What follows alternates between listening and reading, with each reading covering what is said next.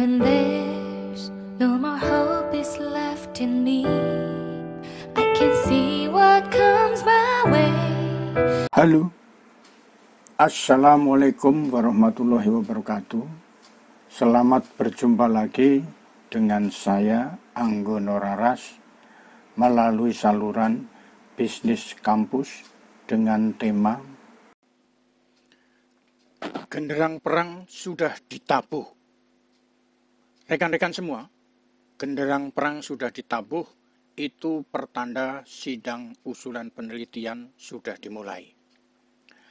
Mahasiswa bertanggung jawab atas usulan penelitian yang Anda ajukan di depan sidang.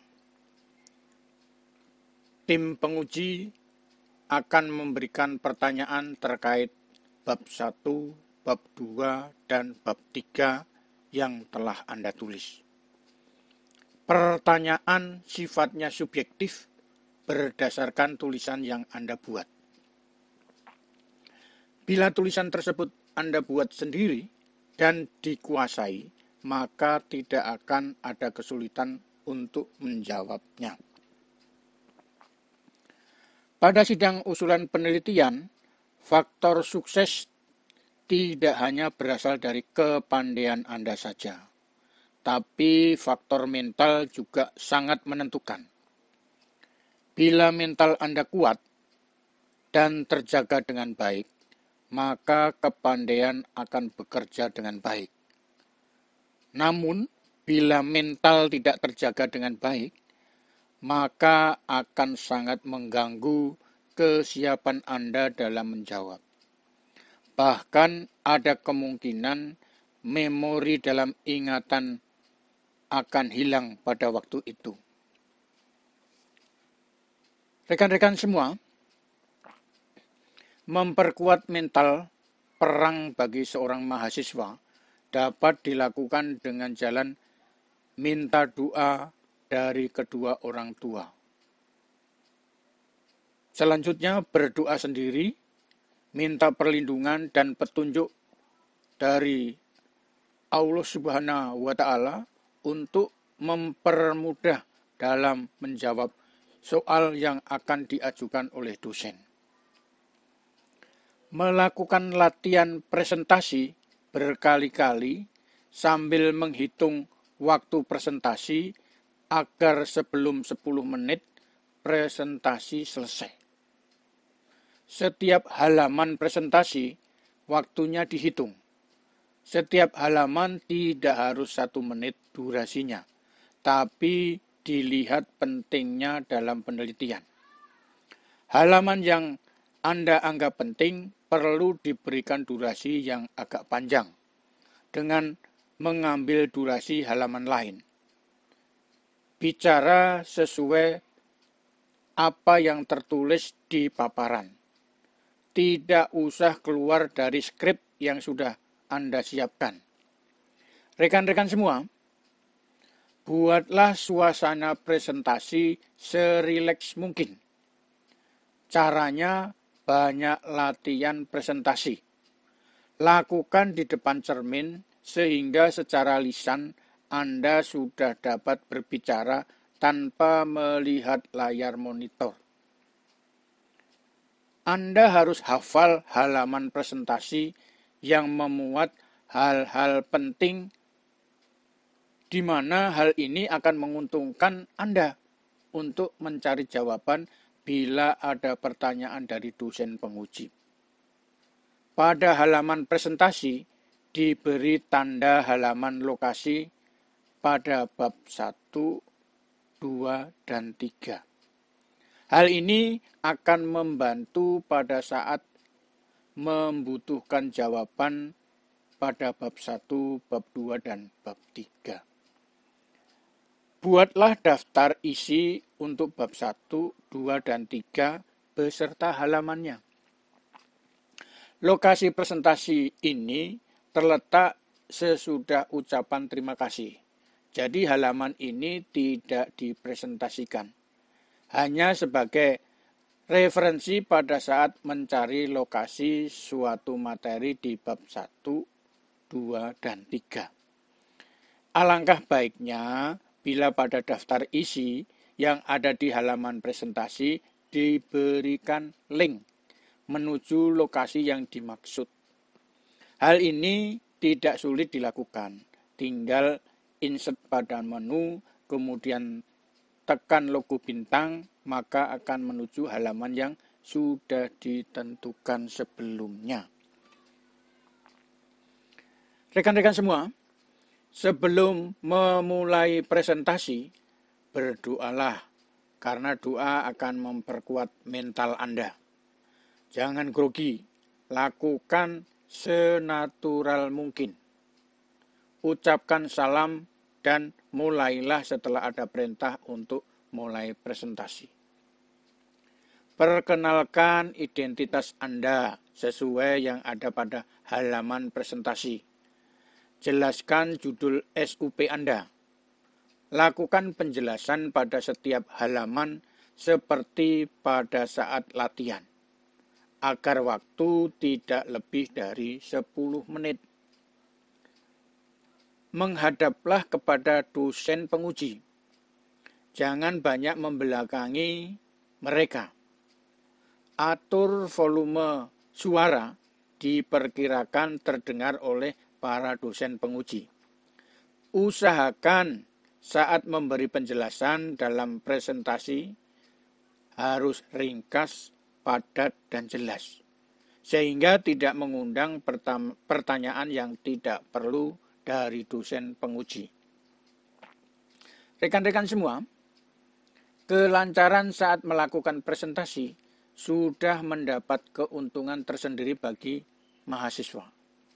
Pembimbing bertugas membantu mahasiswa pada saat ada kesulitan dalam menjawab pertanyaan penelaah 1 dan 2.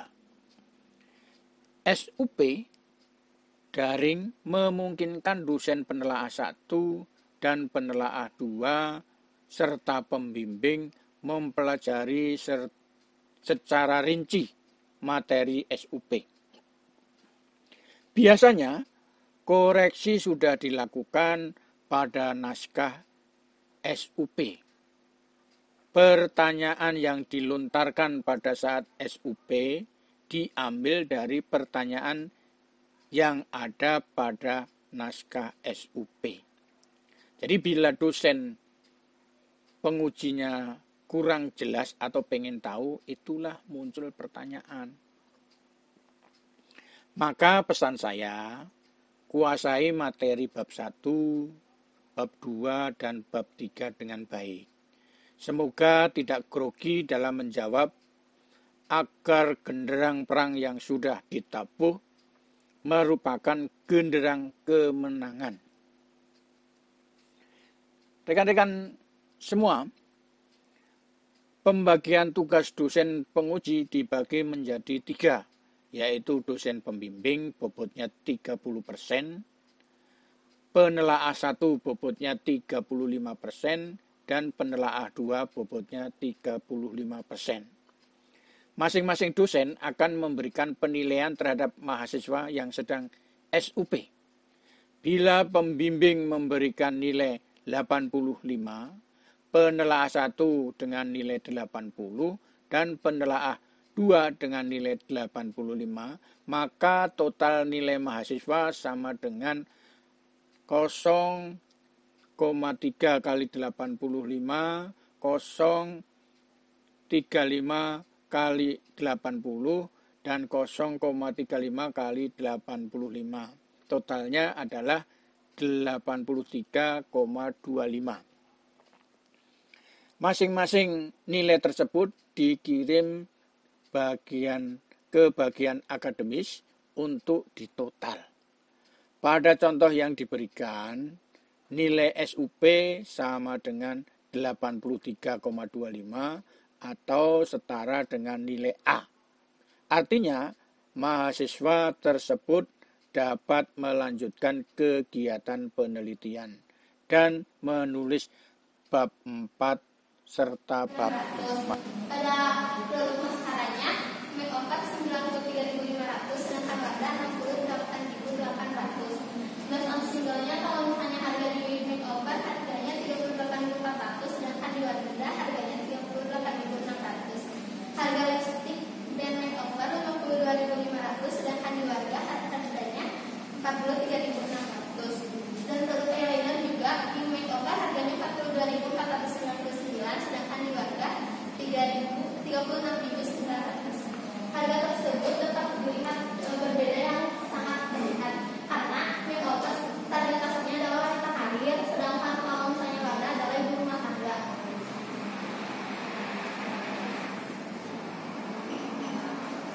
Rumusan masalahnya yang pertama dari penelitian tersebut, yang pertama adalah bagaimana tanggapan responden terhadap minat beli konsumen, yang kedua bagaimana tanggapan responden terhadap brand image makeover, yang ketiga bagaimana tanggapan responden terhadap harga, yang keempat bagaimana pengaruh brand image terhadap minat beli konsumen, yang kelima bagaimana pengaruh harga terhadap minat beli konsumen, yang keenam bagaimana pengaruh brand image dan harga terhadap minat beli konsumen. Dari rumusan masalah tersebut diharapkan tujuan itu untuk mengetahui apakah ada minat beli konsumen makeover, yang kedua apakah ada tanggapan terhadap brand image makeover, yang ketiga bagaimana responden terhadap harga yang makeover, yang keempat apakah ada pengaruh antara brand image makeover terhadap konsumen, yang kelima apakah ada pengaruh harga terhadap minat beli konsumen, dan apakah ada pengaruh antara brand image dan harga terhadap minat beli konsumen di makeover.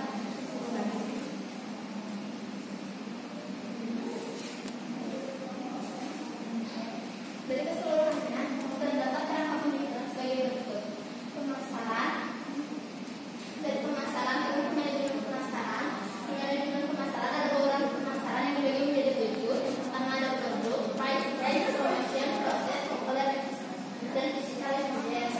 Yang kedua di sebelah kirinya ada perilaku konsumen, yaitu ada proses keputusan pembelian, yang ada di mana di sana ada 5 tahapan alternatifnya. Terus di promosi dapat ditentukan menjadi iklan dan brand image sehingga ada minat belinya. Dari kerangka tersebut dapat diambil oleh penelitian sebagai berikut. Yang pertama brand image sebagai X1-nya, yang kedua ada harga sebagai X2-nya, dan variabelnya adalah minat beli. Dari penelitian tersebut terdapat hipotesisnya terdapat pengaruh antara brand image terhadap minat beli, dan yang kedua adanya pengaruh terhadap harga terhadap minat beli, dan yang ketiga adanya pengaruh antara brand image dan harga terhadap minat beli. Metode penelitian yang diambil dari penelitian ini adalah metode kuantitatif dengan pendekatan deskriptif dan variatif. Jenis dan sumbernya yang pertama ada data primer, yaitu ada langsung melalui wawancara, observasi di lapangan. Yang kedua adalah data sekunder, yaitu data dari perpustakaan atau data-data dari sebelumnya. Teknik pengambilan datanya itu yang lapangan, kita langsung wawancara dan menyebar kuesioner di Mekapuccino Bandung. Terus penelitian perpustakaannya mengambil dari beberapa sumber sebelumnya. Teknik penarikan sampelnya kita ada Kalau di sini mana kolom nggak? populasi dan populasi saya, yang sampelnya diambil dari Loh, kok populasinya itu tapi sampelnya lain? sebenarnya kan populasinya di follower, mana yang Ya nggak bisa dong populasinya misalkan Pak Ambono, yang sampelnya saya, nggak bisa. Itu sudah salah nih populasi. Ini datanya apa? Data primer dari siapa? Data primernya langsung wawancara ke konsumen, ke BA-nya, BA itu apa? brand ambassador-nya, sama ke SPG. Bukan brand ambassador sih, kayak BOTM-nya seperti itu. SPG. Ke SPG. SPG yang SPG SPG kamu semuanya itu sumber data primernya. Sumber data primer itu. ini dulu, terus langsung dia itu menyebar kuesioner sama angket. Karena nggak ada sih kalau kamu ngomong di data primer, sumber data primer adalah BA. Kamu ngambil data sudah salah kan? Karena harus populasi misalkan mahasiswa STI Naba sekian ribu misalkan. Nanti diambil sampelnya kan. Sampelnya yang mahasiswa Naba juga. Bukan tiba-tiba sumber data primer juga. Sumber data primer misalkan STI berarti internal dulu. Sumber data primer dosen STI Naba. Populasinya adalah mahasiswa STI Naba. Sampelnya pengunjung atau calon mahasiswa yang datang ke STI Naba. Udah nggak sih? Berarti kamu ahli konsep tentang populasi kan?